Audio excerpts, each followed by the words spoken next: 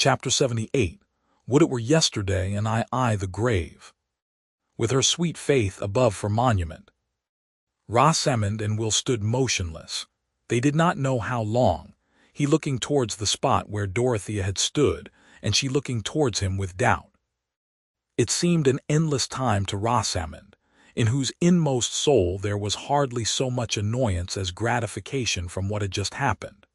Shallow natures dream of an easy sway over the emotions of others, trusting implicitly in their own petty magic to turn the deepest streams, and confident, by pretty gestures and remarks, of making the thing that is not as though it were.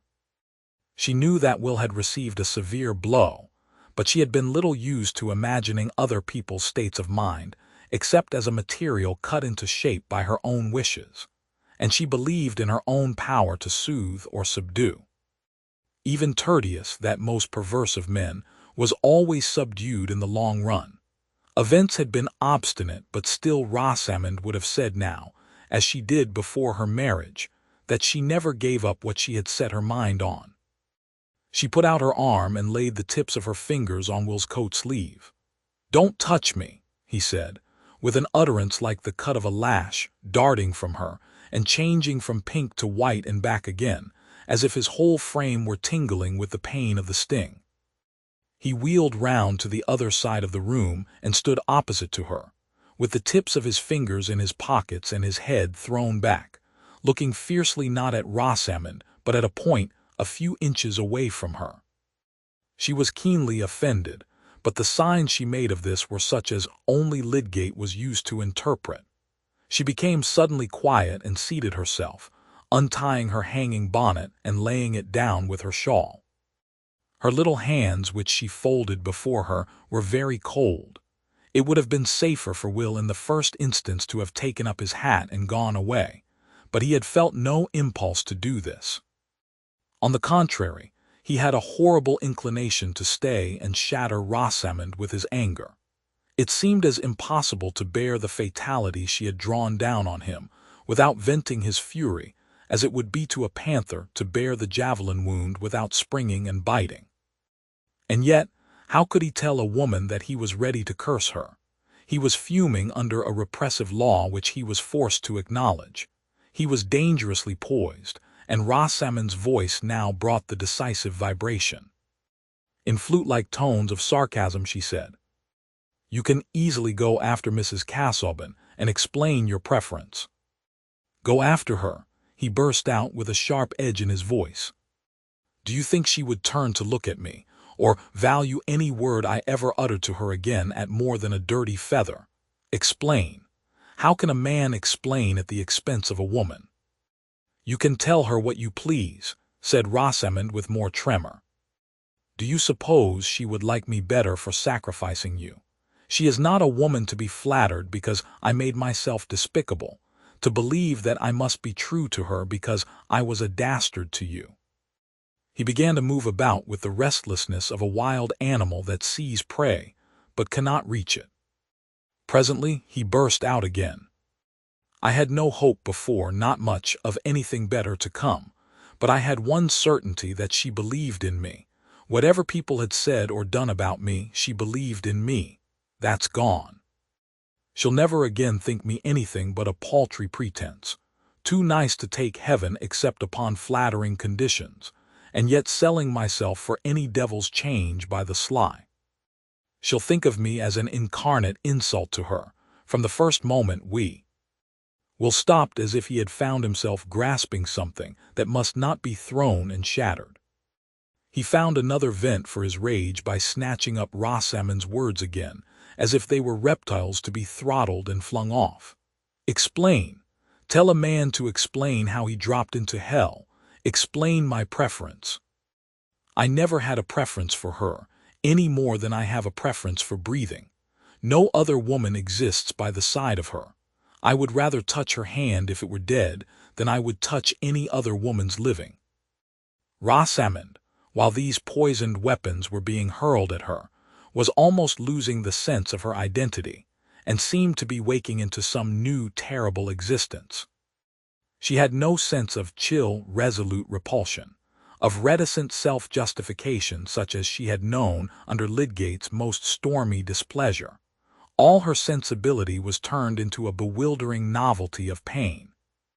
She felt a new terrified recoil under a lash never experienced before. What another nature felt in opposition to her own was being burnt and bitten into her consciousness. When Will had ceased to speak, she had become an image of sickened misery. Her lips were pale, and her eyes had a tearless dismay in them. If it had been Tertius who stood opposite to her, that look of misery would have been a pang to him, and he would have sunk by her side to comfort her, with that strong-armed comfort which she had often held very cheap. Let it be forgiven to Will that he had no such movement of pity. He had felt no bond beforehand to this woman who had spoiled the ideal treasure of his life, and he held himself blameless. He knew that he was cruel, but he had no relenting in him yet. After he had done speaking, he still moved about, half in absence of mind, and Rosamond sat perfectly still. At length Will, seeming to bethink himself, took up his hat, yet stood some moments irresolute. He had spoken to her in a way that made a phrase of common politeness difficult to utter. And yet, now that he had come to the point of going away from her without further speech, he shrank from it as a brutality. He felt checked and stultified in his anger. He walked towards the mantelpiece and leaned his arm on it, and waited in silence for, he hardly knew what. The vindictive fire was still burning in him, and he could utter no word of retractation. But it was nevertheless in his mind that having come back to this hearth, where he had enjoyed a caressing friendship, he had found calamity seated there. He had suddenly revealed to him a trouble that lay outside the home as well as within it.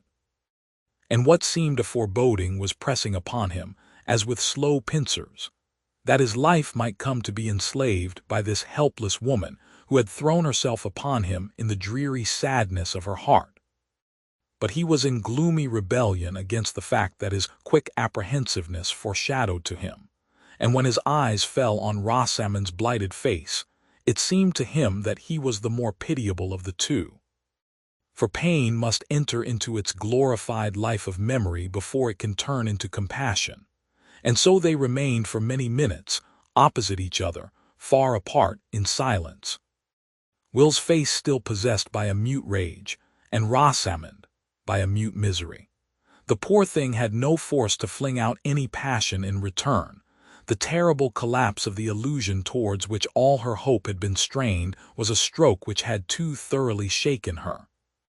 Her little world was in ruins, and she felt herself tottering in the midst as a lonely, bewildered consciousness.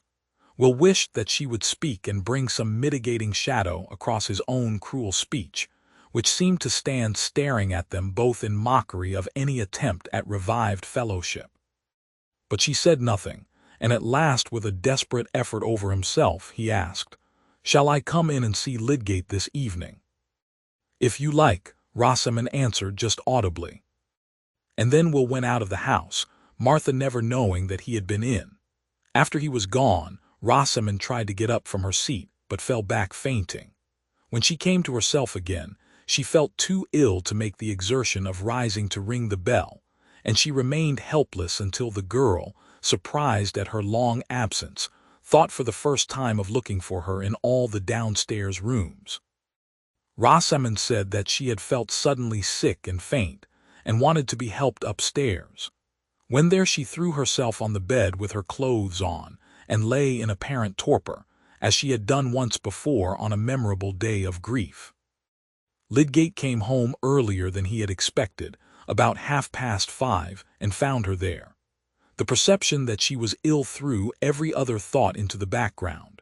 When he felt her pulse, her eyes rested on him with more persistence than they had done for a long while, as if she felt some content that he was there. He perceived the difference in a moment, and seating himself by her put his arm gently under her, and bending over her said, "My poor Rosamond, has something agitated you?" Clinging to him, she fell into hysterical sobbings and cries, and for the next hour he did nothing but soothe and tend her. He imagined that Dorothea had been to see her, and that all this effect on her nervous system, which evidently involved some new turning towards himself, was due to the excitement of the new impressions which that visit had raised.